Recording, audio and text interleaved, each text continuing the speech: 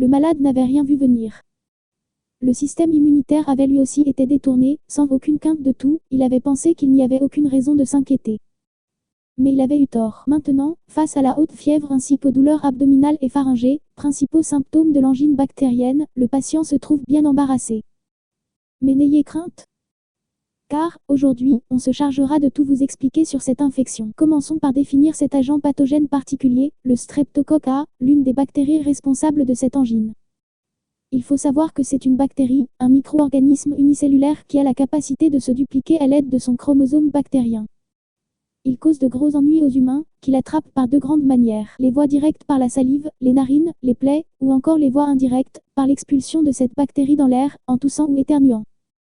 Il est possible de savoir si une personne est contaminée par l'angine bactérienne, autre que les symptômes énoncés en début de vidéo, le diagnostic rapide.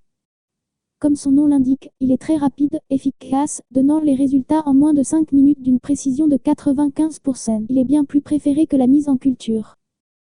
Une précision légèrement inférieure à 95%, ainsi que la lenteur des résultats, qui sont énoncés aux environs de 24 heures, justifie le tout.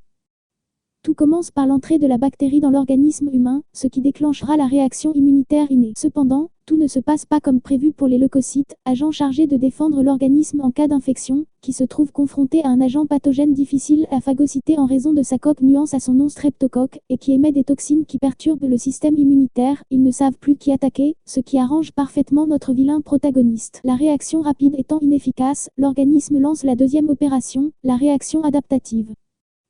Pour un agent qui agit en milieu extracellulaire tel que le streptocoque A, l'organisme fait appel aux lymphocytes B, spécialisés dans ce domaine. Une fois activés par les lymphocytes T4 helper qui avaient libéré des cytokines, les lymphocytes B vont tout d'abord se multiplier par la mitose dans les ganglions pour former deux types de lymphocytes B, les lymphocytes B mémoire stockés dans les ganglions pendant des décennies, et les lymphocytes plasmocytes qui contiennent des anticorps spécifiques à l'antigène.